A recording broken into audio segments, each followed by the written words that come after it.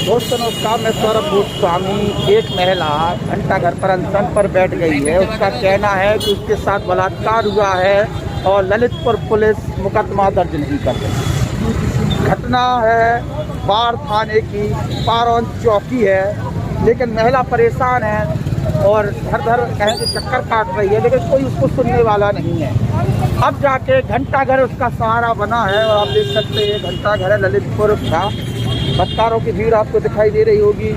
Samajwadi party की जिला अध्यक्षा यहाँ पर खड़ी हैं, महिला अनशन पर बैठी गई है। पुलिस प्रशासन भी आपके अगल बगल दिखाई दे रहा होगा, लेकिन जिस क्षेत्र की घटना है उस क्षेत्र के पुलिसकर्मी अभी भी यहाँ पर नहीं है। चाहे उस क्षेत्र के सीओ सरकार की बात करें, चाहे वहाँ के थाना इंचार्ज की बात करें, इस प्रकार की बातें सामने आएंगे। थाना इंचार्ज वहाँ के जो भी नेता आवाज़ उठाते हैं, इस महिला की कोई मदद करने की बात करता है तो उसके लिए धमकाते हुए नजर आए। अभी फ़ोन पर आप लोगों ने बात सुनी होगी कि किस प्रकार से वो बात कर रहे थे, सामने वाले नेता उसकी प्रतिक्रिया किस प्रकार से दे रहे थे। तो आप समझिए कि एक महिला के साथ बलात्कार की घटना जो वो आरोप लगा रही है उसके हिसाब से अगर माना जाए तो बड़ी घटना है, लेकिन कार्रवाई के नाम पर केवल टल्ले देने का काम किया जा रहा है। बार थाने में एसओ साहब को पहले जांच करनी है, उसके बाद प्राथमिकी दर्ज करनी है। अगर यही कोई राजनीतिक मुद्दा होता या राजनीतिक नेता का नाम होता तो अभी तक दर्ज हो जाता। और अधिकांश आदमी इन घटनाओं में ये देखते हैं कि कौन महिला कौन सी कास्ट की है, जिस पर आरोप लगे वो कौन से कास्ट के है। कानून कास्ट देखकर कार्रवाइयाँ करे वो अच्छी बात नहीं है, लेकिन इस समय जो स्थिति है वो ये है कि महिला अनशन पर बैठी है और कोई जिम्मेदार अधिकारी अभी मिलने तक नहीं आया है या उसको उठाने तक नहीं आया। तालबेट सीओ इमरान अहमद बड़े एक्टिव हैं, लेकिन न जाने अभी तक यहाँ पर क्यों नहीं पहुँचे हैं और इस ऐसी घटनाओं पर, महिलाओं पूरी घटनाओं पर कार्रवाइयाँ क्यों नहीं की जा रही। महिला का बयान दर्ज कराते, महिला से डॉक्टरी कराते जब वो 2 दिन से परेशान है। सुबह से शाम हो गई, महिला ललितपुर घूमती रही, चक्कर काटती रही अधिकारियों के। अब जाके घंटा घर उसको सहारा मिला है और हमारे यहाँ की पुलिस अभी तक कोई कार्रवाई कर नहीं पाई है। कहीं ना कहीं बार एसओ का जो रवैया है वो सही नहीं है और रवैया सही नहीं है, इसीलिए इस प्रकार की चीज़ें सामने आ रही हैं। कुछ तो चीज़ ऐसी है जो गलत है, समय रहते ललितपुर पुलिस को कार्रवाई करनी चाहिए, जो भी है तत्काल की जांच कराए, मेडिकल कराए और आगे बढ़ाना चाहिए। इस प्रकार से बीच चुनाव में इस प्रकार का माहौल बनाने का क्या मतलब है? क्या कुछ ऐसी चीज़ें घट रही हैं जो चुनावी माहौल में चुनावी रूप लेके आगे बढ़ जाएं?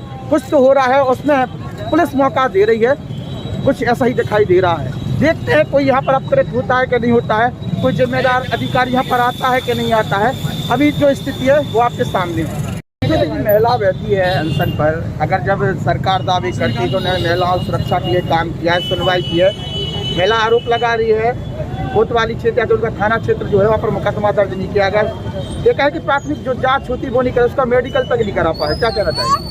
मैं पूछना चाहती हूँ उत्तर प्रदेश सरकार से कि आप किस बेस पे कहते हैं कि उत्तर प्रदेश में राम राज चल रहा है। पूरे उत्तर प्रदेश में अगर सबसे ज़्यादा महिलाएं कहीं परेशान है तो उत्तर प्रदेश में है। और आज मैं यहाँ से गुजर रही थी, ये महिला रो रही थी। जब मैंने इससे कारण पूछा तो उसने कहा कि परसों इसके घर में घुस के इसके साथ गलत कार्य हुआ है और जब ये थाने गई है तो इंस्पेक्टर साहब ने इसकी बात अनसुनी कर दी और उसे वहाँ से भगा दिया है। आज यहाँ एसपी ऑफिस भी आई तो भी इसके साथ कोई न्याय नहीं मिल रहा है। और मैं पूछना चाहती हूँ उत्तर प्रदेश में कि यही है आपका रामराज, इसी को आप रामराज कर रहे हैं जहाँ महिला अपने लिए न्याय मांग रही, उसके साथ गलत हो गया फिर भी अनशन पर बैठ गई। बताइए, फिर भी उसको धमकाया जा रहा है कि तुम अगर हमारे खिलाफ कुछ करोगी तो पुलिस के द्वारा उससे धमकाया जा रहा है कि तुम्हारे परिवार के साथ अनहोनी कर देंगे। मैं शासन से मांग करती हूँ कि इस तरह की दादागिरी नहीं चलेगी, इस महिला को न्याय मिलना चाहिए, नहीं तो हम सब लोग यहीं बैठे रहेंगे और न्याय की अपील करती हूँ। क्या नाम है आपका, कौन सा पद है और घंटा घर पर क्या हैं आप?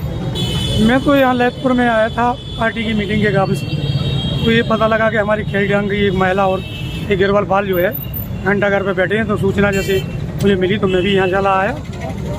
बात ये है कि 23 तारीख को रात में इसके यहाँ डग्गी राजा जो है इस महिला के घर में घुस गया, इसके साथ कोई गलत काम किया।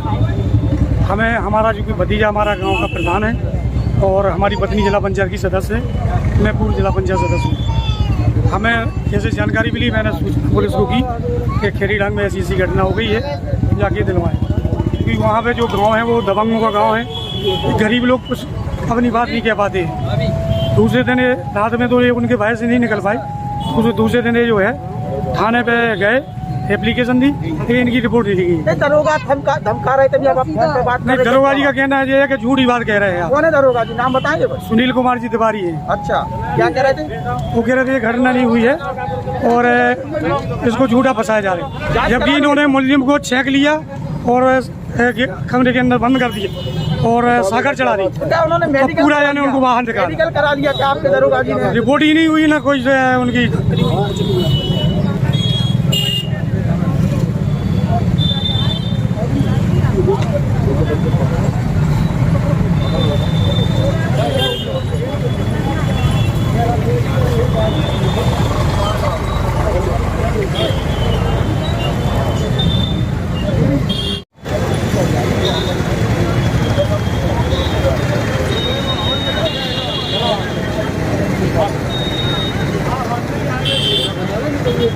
आगे जाते